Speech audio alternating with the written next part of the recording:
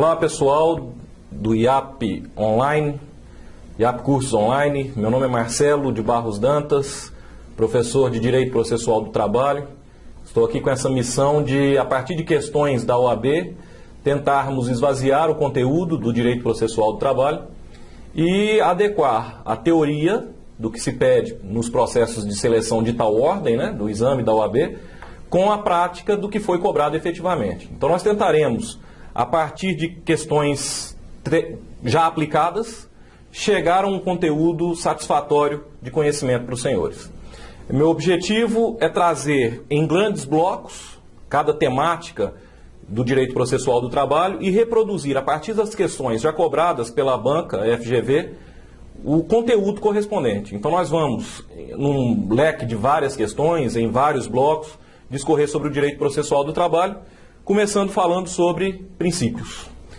Em sede de princípios, eu fico um pouco num caminho meio pantanoso, eu diria assim, algo não muito sólido para falar sobre a temática, porque varia muito de doutrinador para doutrinador o número de princípios, o nome dos respectivos princípios, mas sempre a reprodução destes tem sido objeto de cobrança em processo de seleção, especialmente em prova de OAB. É óbvio que eles não cobram o que significa o princípio X, ou qual o significado do princípio, por exemplo, princípio do dispositivo. Eles não trazem diretamente conceitos, mas trazem o desdobramento de cada um desses princípios em forma de questões. Eu distribuí em alguns blocos de princípios e farei uma revisão de cada um desses temas aqui a partir de agora com vocês, ok? Então no primeiro slide nós temos princípios e passaremos a análise com o princípio da oralidade, perfeito? Em sede de oralidade, eu quero passar aqui com vocês alguns dispositivos de lei, alguns posicionamentos dentro do TST, para que nós possamos entender a oralidade antes mesmo de analisar a oralidade cobrada pela banca FGV. Quando nós falamos em oralidade, eu gosto sempre de reproduzir a informalidade que nós temos no direito processual do trabalho, que ele já advém da própria informalidade do direito material. Ou seja, no direito material nós temos um contrato não solene como regra, podendo ser firmado por escrito, podendo ser firmado oralmente, podendo ser firmado até tacitamente. Então essa informalidade que é natural no direito material, ela veio para tentar simplificar o direito processual. Ou seja, nós temos um direito processual menos burocrático, mais acessível, mais célere e que busca um provimento jurisdicional satisfatório. Até porque nós temos, num dos polos da relação processual, o polo hipossuficiente da relação material. Ou seja, nós temos que facilitar o acesso do jurisdicionado, nós temos um direito processual simplificado para que tenhamos uma sentença mais breve e mais satisfatória. Pois bem, o primeiro princípio que nós analisaremos é o princípio da oralidade. Oralidade no direito processual do trabalho se faz presente desde o momento do ajuizamento da demanda. Ou seja, para ajuizar a reclamação, ela pode ser reclamação trabalhista, façamos a leitura, petição inicial aqui na Justiça do Trabalho. No artigo 840, que eu vou até reproduzir aqui para vocês, só para a gente fixar o número do artigo, o artigo 840 da CLT, vou colocar aqui embaixo, CLT, o artigo 840 da CLT admite que essa reclamação seja formalizada tanto na modalidade escrita quanto na modalidade verbal. Já é uma especificidade do direito processual do trabalho, está fugindo da regra daquela formalidade do processo comum, onde petição inicial possui requisitos formais em uma peça escrita. Aqui nós temos requisitos também. O artigo 840, no seu parágrafo 1º, enumera quais são os requisitos para o preenchimento dessa reclamação trabalhista. Mas será escrita com aqueles requisitos ou oralmente formulada e reduzida a termo, preenchendo tais requisitos. Então essa é uma das particularidades da reclamação trabalhista. A possibilidade de ser ela aduzida oralmente e reduzida a termo. O que vem a ser reduzida a termo? Reproduzida. Você chega lá na Justiça do Trabalho para fazer valer essa acessibilidade com a capacidade postulatória, que aqui na Justiça do Trabalho também é conferida a empregado e a empregador, independente da constituição de procurador, independente da constituição de um advogado. Então, justamente para coadunar com esse ius postulandi, essa capacidade postulatória, é que a oralidade se faz presente. Então, é possível formular uma reclamação trabalhista por intermédio de advogado, fazendo a pecinha por escrito, bonitinho? Sim, é possível.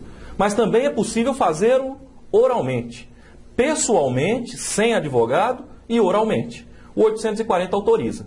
Eu até costumo brincar com os meus alunos que quem vai estudar a CLT pela primeira vez, quem vai pegar a CLT, manuseá-la pela primeira vez, e se depara com a possibilidade de uma reclamação trabalhista oral, tem uma certa dificuldade para fazer um link entre os artigos seletistas que se referem a essa reclamação oral. O que seria natural? 840 admite reclamação verbal. 841, essa reclamação verbal será reduzida a termo. Não seria natural? 840 admite a verbal, 841 como materializar essa redução a termo. Mas não é isso que acontece na prática. Do 840, a CLT reporta-se ao artigo 786, ambos da CLT, hein? 840, aí depois faz referência ao 786. E no 786 tem o prazo de 5 dias para que essa reclamação verbal seja reduzida a termo. Perdão, senhores, até 5 dias. Ou seja, fiz a reclamação verbal, fui lá com o serventuário da Justiça do Trabalho no cartório distribuidor. E digo a ele, olha, eu quero ajuizar em face da empresa X. Ele pode reduzir a termo na hora, e é o que mais ocorre. Mas pode agendar data em até 5 dias para que esse reclamante volte e reduza a termo a sua pretensão. Reproduza a sua pretensão àquele serventuário.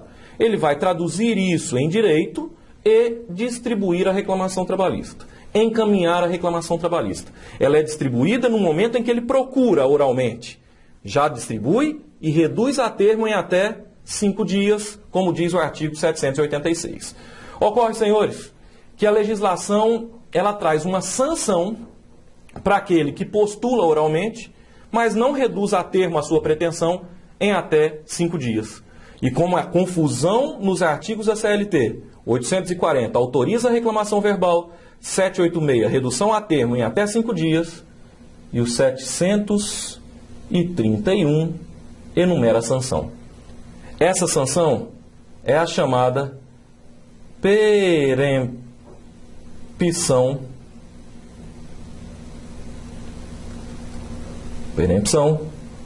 provisória. Ele ficará, reclamante, 6 meses sem poder ajuizar essa mesma demanda. Ou seja, a oralidade se faz presente na reclamação, que deve ser reduzida a termo em até 5 dias, e se não volta para a redução a termo em até 5 dias, aquele reclamante terá a demanda que foi distribuída no primeiro momento em que procurou o judiciário, arquivada, e terá uma sanção processual de ficar 6 meses sem poder ajuizar aquela mesma demanda. Perfeito? Nós temos aqui essa perempção provisória, já foi objeto de cobrança pela FGV, tanto em provas de primeira como em prova de segunda fase em Direito do Trabalho e Direito Processual do Trabalho. Ou seja, um tema que a banca gosta.